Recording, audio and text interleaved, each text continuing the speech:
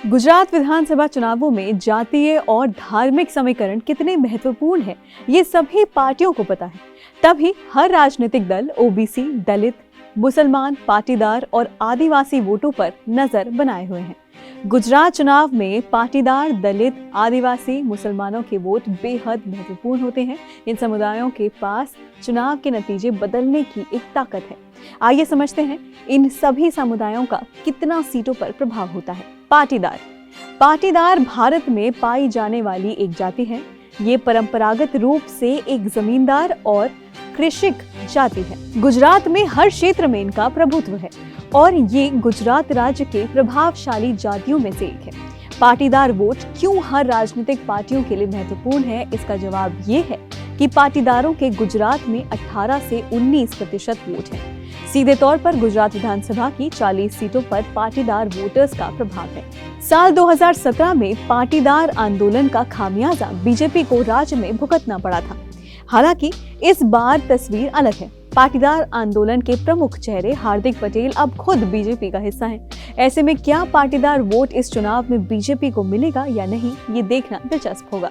हालांकि यहाँ भी एक दिलचस्प फैक्ट ये है कि आम आदमी पार्टी के गुजरात के राज्य संयोजक गोपाल इटालिया भी पाटीदार समुदाय से आते हैं और पाटीदार आंदोलन का एक प्रमुख चेहरा रहे हैं। ऐसे में आम आदमी पार्टी भी हर संभव कोशिश करेगी कि इस समुदाय को अपने पाले में कैसे लाया जाए। ओबीसी गुजरात की कुल आबादी का 52% ओबीसी है।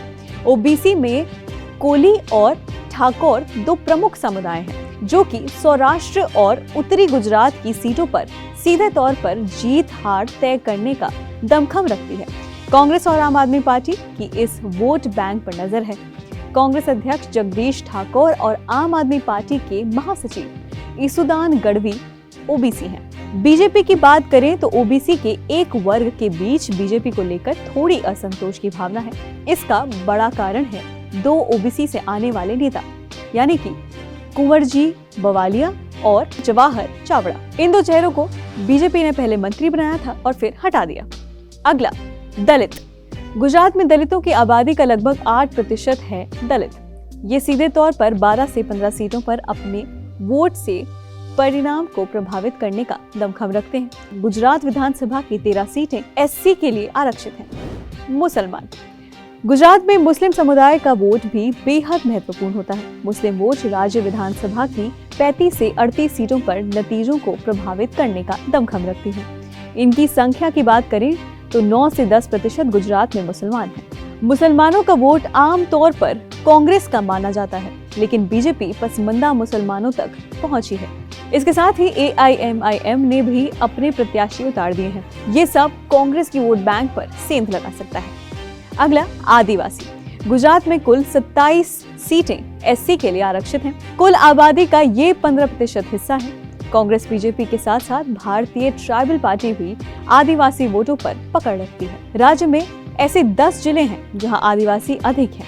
ये जिले हैं आदिवासी बहुल जिले, यानी कि राज्य में आदिवासी आबादी 15% है। डांग 95%, तापी 84%, नर्मदा 82%, दाहोद 74%, वलसाड़ 53%, नवसारी 38%, भरूच 31%, पंचमहल 30%, वडोदरा 28%, सबारकांठा 22%।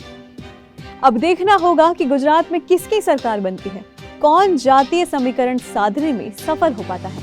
आम आदमी पार्टी के राज्य में विधानसभा चुनाव में आने से मुकाबला दिलचस्प होने की उम्मीद मानी जा रही है। फिलहाल इस रिपोर्ट में इतना ही। गुजरात चुनावों से रिलेटेड खबरें जानने के लिए आप देखते रहिए एबीपी लाइव।